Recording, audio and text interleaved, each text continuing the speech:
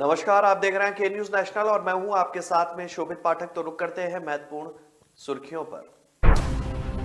देश में आज कोरोना महामारी से बड़ी राहत की खबर सामने आई है। दरअसल आज नए मामले कम आने के साथ साथ मृतकों की संख्या में भारी कमी देखी गई। रूस के राष्ट्रपति व्लादिमीर पुतिन द्वारा यूक्रेन पर हमले का आदेश देने के अमेरिकी खुफिया एजेंसियों के दावे के बीच जंग टालने के प्रयास नए सिरे से तेज हो गए हैं। प्रधानमंत्री मोदी ने अहमदाबाद बम ब्लास्ट में आतंकवादियों की ओर से साइकिल का प्रयोग किए जाने पर समाजवादी पार्टी पर तंज कसा था। इसको लेकर अब सपा के मुखिया अखिलेश यादव ने पलटवार किया है। तीसरे चरण का मतदान पूरा होने के बाद अब काशी और गौरक्षक क्षेत्र में विधानसभा सीटों पर प्रचार की रणनीति तय की जा रही है। यूपी में विधानसभा चुनाव के 3 चरण पूरे हो चुके हैं। सभी राजनीतिक दल अपनी अपनी बढ़त का दावा कर रहे हैं और आगे के लिए तैयारी कर रहे हैं। देश में आज कोरोना महामारी से बड़ी राहत की खबर सामने आई है। दरअसल आज नए मामले कम आने के साथ मृतकों की संख्या में भारी कमी आई है। स्वास्थ्य मंत्रालय द्वारा जारी सोमवार के आंकड़ों के अनुसार बीते 24 घंटे में कोरोना के 16,051 मामले सामने आए हैं और इस दौरान 206 लोगों की मौत हुई है, जो कि कल की तुलना में 400 कम है। आपको बता दें कि रविवार के आंकड़ों के अनुसार बीते 24 घंटे में कोरोना से 673 लोगों की मौत हो गई थी। स्वास्थ्य मंत्रालय के आंकड़े के अनुसार देश में अब 2.2 लाख सक्रिय मामले बचे हैं। वहीं महामारी की शुरुआत से अब तक स्वस्थ होने वाले कुल मरीजों की संख्या 4.21 करोड़ हो गई है। रोजाना संक्रमण दर की बात करें तो यह 1.93% हो गई है। केंद्रीय स्वास्थ्य मंत्रालय ने बताया कि देश भर में अब तक कोरोना वैक्सीन की 1,75,76,710 से अधिक डोज जो है वो लोगों को दे जा चुकी है। भारतीय चिकित्सा अनुसंधान परिषद ने जानकारी देते हुए बताया कि भारत में कल कोरोना वायरस के जो सैंपल टेस्ट किए गए हैं, वही देश में महामारी की शुरुआत से लेकर अब तक कुल जो है सैंपल टेस्ट किए गए हैं उसमें अब गिरावट दर्ज हो रही है। कर्नाटक में पिछले 24 घंटे में कोरोना वायरस के 1001 नए मामले सामने आए हैं और 1,780 लोग डिस्चार्ज भी हुए हैं। 18 लोगों की कोरोना से जो है इस दौरान मौत हुई है। सक्रिय मामले जो हैं 12,634 है। असम में कोरोना के 13 नए मामले सामने आने से 3,309 जो है मरीज डिस्चार्ज हुए हैं, जबकि 2 मरीजों की कोरोना से मौत हुई है। सक्रिय मामले 515 है। महाराष्ट्र में कोरोना वायरस के 1,437 नए मामले आए, जबकि 3,375 लोग डिस्चार्ज हुए हैं और 6 लोगों की इस दौरान मौत हुई है।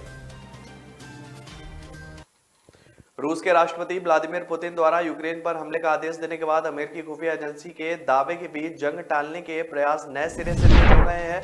राष्ट्रपति जो बाइडेन ने फ्रांस के राष्ट्रपति इमैनुएल मैक्रों से फोन पर बात की है और इसके बाद मैक्रो के दफ्तर ने कहा है कि राष्ट्रपति पुतिन और राष्ट्रपति बाइडेन के बीच यूक्रेन संकट को लेकर शिखर बैठक आयोजित करने पर सशर्त सैद्धांतिक सहमति बन गई है। सोमवार को सुबह फ्रांस के राष्ट्रपति मैक्रो के कार्यालय ने एक बयान जारी कर यह बात कही है। बयान में यह बात कही गई है कि शिखर बैठक तभी होगी जब रूस पड़ोसी देश यूक्रेन पर हमला नहीं करेगा। बयान में कहा गया है कि मैक्रो ने दोनों नेताओं को यूरोप में सुरक्षा और रणनीतिक स्थिरता पर एक शिखर सम्मेलन करने का प्रस्ताव दिया था। राष्ट्रपति जो है बाइडेन ने और पुतिन दोनों ने इसे सैद्धांतिक रूप से स्वीकार कर लिया है। बयान में कहा गया है कि अगर रूस ने यूक्रेन पर हमला किया तो ऐसी बैठक असंभव होगी, क्योंकि पश्चिमी देशों का डर है कि रूस हमले की योजना बना रहा है। हालांकि फ्रांस के राष्ट्रपति कार्यालय के इस बयान पर अभी व्हाइट हाउस से कोई भी प्रतिक्रिया सामने नहीं आई है और इससे पहले बाइडेन व मैक्रो के बीच रविवार को ही बातचीत में यूक्रेन सीमा के निकट रूसी सेना का जमावड़ा और बढ़ने और टकराव टालने के लिए जारी कूटनीतिक प्रयासों पर मंथन हुआ। चर्चा के बाद व्हाइट हाउस ने बयान जारी कर जानकारी दी है कि इसके पहले 6 फरवरी को भी अमेरिका व फ्रांस के राष्ट्रपति ने इस मामले में बात कही थी। 6 फरवरी की बातचीत के बाद बाइडेन व मैक्रो ने कहा था कि वे यूक्रेन की संप्रभुता व अखंडता कायम रखने में मदद के प्रति वचनबद्ध हैं। प्रधानमंत्री मोदी ने अहमदाबाद बम ब्लास्ट में आतंकियों की ओर से साइकिल का प्रयोग किए जाने पर समाजवादी पार्टी पर तंज कसा था। इसको लेकर अब सपा मुखिया अखिलेश यादव ने पलटवार किया है। अखिलेश ने ट्वीट किया कि खेत और किसान को जोड़कर उसकी समृद्धि की नींव रखती है। हमारी साइकिल सामाजिक बंधनों को तोड़कर बिटिया को स्कूल छोड़ती है। हमारी साइकिल महंगाई का उस पर असर नहीं है, वो सर पर दौड़ती है हमारी साइकिल। साइकिल आम जनों का विमान है, ग्रामीण भारत का अभिमान है। साइकिल का अपमान पूरे देश का अपमान है। चौथे चरण के चुनाव के लिए सोमवार को प्रचार थम जाएगा। इस चरण में 9 जिलों की 59 सीटों पर 23 फरवरी को मतदान होना है। जिन 9 जिलों में चौथे चरण में मतदान होने हैं उसमें पीलीभीत, खीरी, सीतापुर, हरदोई, उन्नाव, लखनऊ, रायबरेली, बांदा और फतेहपुर जिला शामिल है। मुख्य निर्वाचन अधिकारी अजय कुमार शुक्ला ने बताया कि चौथे चरण के लिए 21 फरवरी को शाम 6 बजे के बाद से जनप्रतिनिधियों द्वारा किए जा रहे प्रचार पर रोक लगा दी जाएगी और इस चरण में 2.13 लाख मतदाता 624 उम्मीदवारों के भाग्य का फैसला करेंगे।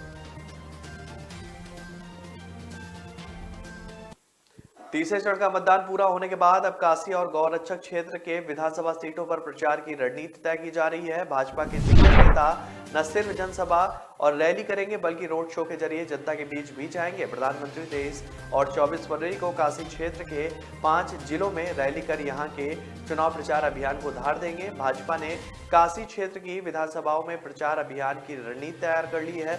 रविवार को तीसरे चरण का मतदान पूरा होने के बाद सभी राजनीतिक दलों और पार्टियों का जोर जो है वो चौथे, पांचवें और छठे और सातवें चरण पर है। दरअसल वर्ष 2014 के लोकसभा चुनाव से पहले ही पूर्वांचल की सियासत पर तगड़ी पकड़ बना चुके गृह मंत्री अमित शाह ने काशी और गौरक्षक क्षेत्र की रणनीति बनाई और भाजपा के उच्च पदस्थ सूत्रों की माने तो गृह मंत्री फरवरी के अंतिम सप्ताह से काशी को केंद्र बनाकर प्रयास भी करेंगे और अब वाराणसी के साथ ही प्रयागराज, जौनपुर, गाजीपुर, चंदौली, भदोई, मिर्जापुर, सोनभद्र सहित अन्य जिलों में प्रचार की रणनीति को तैयार किया गया है। काशी क्षेत्र के अध्यक्ष महेंद्र चंद्र श्रीवास्तव ने बताया कि प्रधानमंत्री नरेंद्र मोदी 23 फरवरी को कौशाम्बी के और 24 फरवरी को अमेठी, सुल्तानपुर, प्रयागराज और प्रतापगढ़ में जनसभा करेंगे। काशी क्षेत्र के प्रचार अभियान की शुरुआत 22 फरवरी को गृह मंत्री अमित शाह प्रयागराज में रोड शो के जरिए करेंगे। यूपी में विधानसभा चुनाव के 3 चरण पूरे हो चुके हैं। सभी राजनीतिक दल अपनी अपनी बढ़त का दावा कर रहे हैं और आगे आने की तैयारी भी कर रहे हैं। यूपी के मुख्यमंत्री योगी आदित्यनाथ चौथे चरण के मतदान के लिए सोमवार को ताबड़तोड़ जनसभाएं करेंगे। सीएम योगी सोमवार को हरदोई, रायबरेली, लखनऊ में जनसभा को संबोधित करेंगे। सीएम योगी ने ट्वीट किया कि पतित पावनी मां गंगा जी के शुभाशीष से अभिषिंचित महान स्वाधीनता संग्राम सेनानी राजा नरपत सिंह समेत अन्य अमर क्रांतियों की कर्मस्थली जनपद हरदोई में आज मुझे आने का सौभाग्य प्राप्त हो रहा है। भाजपा की डबल इंजन की सरकार में जनपद हरदोई सर्वांगीण विकास के पद पर अग्रसर है। चौथे चरण के लिए 23 फरवरी को मतदान होगा। इसमें 9 जिलों की 60 विधानसभा सीटों पर वोट पड़ेंगे। इस सीट पर कुल 624 प्रत्याशी मैदान में है। लखनऊ, रायबरेली, अयोध्या समेत विभिन्न महत्वपूर्ण सीटों पर मतदान होने हैं। लखीमपुर खीरी में भी इसी चरण में मतदान होगा जहां पिछले साल बवाल हो गया था। इसके अलावा उन्होंने हरदोई के निवासियों को लाभान्वित करने के लिए लाई गई विभिन्न योजनाओं की जानकारी भी दी है। उन्होंने एक अन्य ट्वीट किया है कि अंत्योदय डबल इंजन की भाजपा का संकल्प है। इस संकल्प की सिद्धि हेतु हमने हरदोई के 56,701 लाभार्थियों को आयुष्मान भारत गोल्ड कार्ड का पात्र जन को इज्जत घर और आवास जो है लोगों को मुहैया कराया है। तो ब्रेक पर जाने से पहले रुक करते हैं महत्वपूर्ण सुर्खियों पर। देश में आज कोरोना महामारी से बड़ी राहत की खबर सामने आई है। दरअसल आज नए मामले कम आने के साथ साथ मृतकों की संख्या में भारी कमी देखी गई।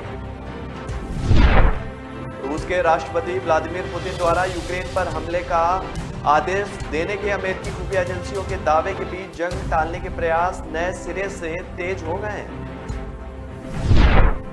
प्रधानमंत्री मोदी ने अहमदाबाद बम ब्लास्ट में आतंकवादियों की ओर से साइकिल का प्रयोग किए जाने पर समाजवादी पार्टी पर तंज कसा था। इसको लेकर अब सपा के मुखिया अखिलेश यादव ने पलटवार किया है। तीसरे चरण का मतदान पूरा होने के बाद अब काशी और गौरक्षक क्षेत्र में विधानसभा सीटों पर प्रचार की रणनीति तय की जा रही है। यूपी में विधानसभा चुनाव के 3 चरण पूरे हो चुके हैं। सभी राजनीतिक दल अपनी अपनी बढ़त का दावा कर रहे हैं और आगे के लिए तैयारी कर रहे हैं। देश में आज कोरोना महामारी से बड़ी राहत की खबर सामने आई है। दरअसल आज नए मामले कम आने के साथ साथ मृतकों की संख्या में भारी कमी देखी गई। रूस के राष्ट्रपति व्लादिमीर पुतिन द्वारा यूक्रेन पर हमले का आदेश देने के अमेरिकी खुफिया एजेंसियों के दावे के बीच जंग टालने के प्रयास नए सिरे से तेज हो गए हैं। प्रधानमंत्री मोदी ने अहमदाबाद बम ब्लास्ट में आतंकवादियों की ओर से साइकिल का प्रयोग किए जाने पर समाजवादी पार्टी पर तंज कसा था। इसको लेकर अब सपा के मुखिया अखिलेश यादव ने पलटवार किया है। तीसरे चरण का मतदान पूरा होने के बाद अब काशी और गौरक्षक क्षेत्र में विधानसभा सीटों पर प्रचार की रणनीति तय की जा रही है। यूपी में विधानसभा चुनाव के 3 चरण पूरे हो चुके हैं। सभी राजनीतिक दल अपनी अपनी बढ़त का दावा कर रहे हैं और आगे के लिए तैयारी कर रहे हैं।